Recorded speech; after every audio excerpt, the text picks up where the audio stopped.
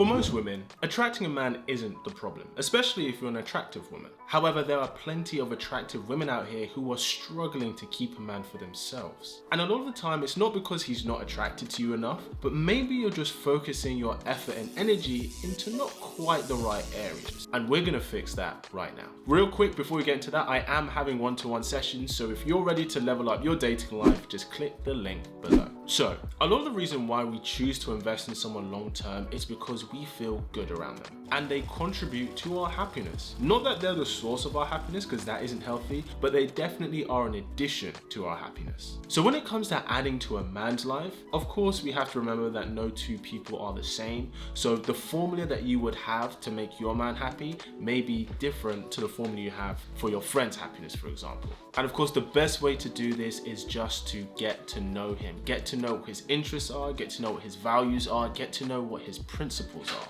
and be open to be making an effort in different ways with him, especially when you recognize that certain values resonate with him. So first, communication is key. It is true that for many men, they do keep their thoughts and feelings close to their chest. And mainly the reason is because for a guy to be vulnerable with a woman in that sense and really open up to her, it takes a lot of trust. Now you may be thinking to yourself, okay, well, I do it really well naturally with my friends and to even guys I don't know that well, so why can't he do the same? But we have to recognize there aren't a lot of spaces for men to open up without being chastised in some way if they say something that someone else disagrees with. Sometimes people see a group of men getting together, they immediately think, oh, there's something toxic going on there. Or worse, a guy may have had experience where he did open up to a girl and then it was used against him later down the line. So you are going to have to exercise a certain level of patience with a guy in order for this to happen. It may take some time, but that's okay. The issue is when he feels that he can't voice his needs to you, because then it will be hard for you to fulfill the things you may want to do for him. By just being his support and communicating regularly that you're there for him, eventually you're going to see that armor start to open up. The second thing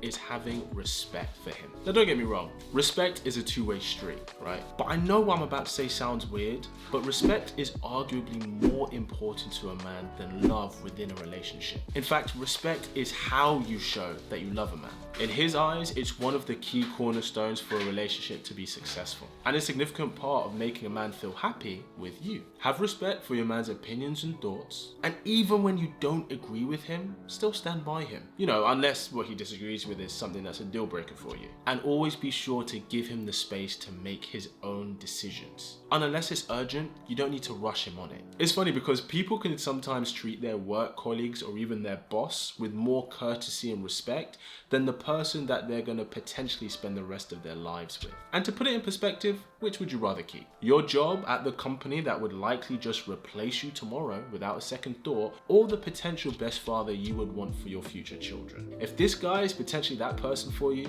then this is definitely an area to be mindful of. Third thing, showing your appreciation for him. This only ever works in your favor because men want to do things for women. We want to serve you in ways that make you happy. And part of the inspiration for us wanting to do those things for you is the gratitude and appreciation that comes along with it. Think of it as filling up the tank of a car. Every time you show some gratitude or appreciation, you are just filling up that tank. And the more you top up, the further he'll go to please you. See how that serves you? And the thing is, guys don't really need much for show of appreciation. Yeah, you can show your love through regular date nights, little gifts, or small acts of kindness. Those are going to take you a long way. But even just a simple hug or a kiss with a thank you is a way of showing him that you're thinking about him and that you care. The fourth thing, offer support, but if he declines, then leave it alone. While it is of course important for you to support your man any way you can, it's also okay to allow him to be a reliable source of support for himself. Part of the genius of femininity is recognizing where and when to pour into.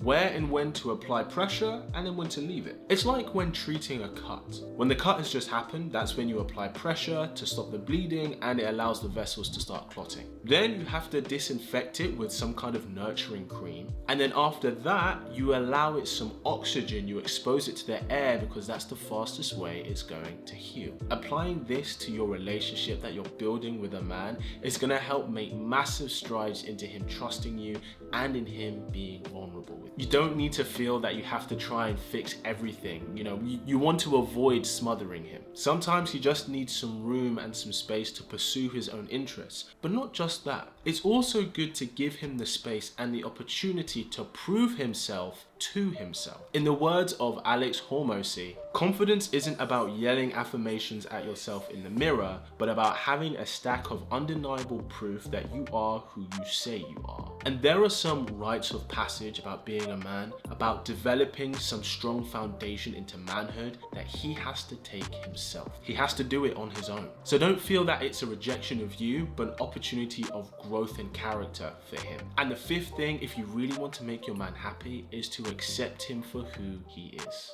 Yep, flaws and all. Allow him to be true to himself, even if that's not what you want or even what you expect. Acknowledge him for who he is instead of expecting him to meet a certain standard or ideal, because this will create a safe and comfortable space for both of you to grow together. Often there's a paradox in some relationships when it comes to men and women. Women get into a relationship expecting the man to change in certain areas, and men get into relationships expecting the woman to never change. And they're both wrong. When we choose someone, we have to accept them for who they are in their entirety. And that doesn't mean that we have to like everything about them. But by choosing them, we are saying, I accept you and all of you. But equally, we have to accept the flexibility that they may change. But a lot of the time when it comes to men, true love is accepting them for who they are, despite them not being perfect. Now don't get me wrong, this doesn't mean that you should tolerate bad behavior or even worse, abuse. But there's a difference between toxicity and a personality trait. So always ask yourself, when something comes up with him that maybe you're not the biggest fan of, always ask yourself, is this a deal breaker? And if it's not, and it's not damaging the relationship, then this is something that maybe you just need to learn to accept that's who he is. And if it is a deal breaker,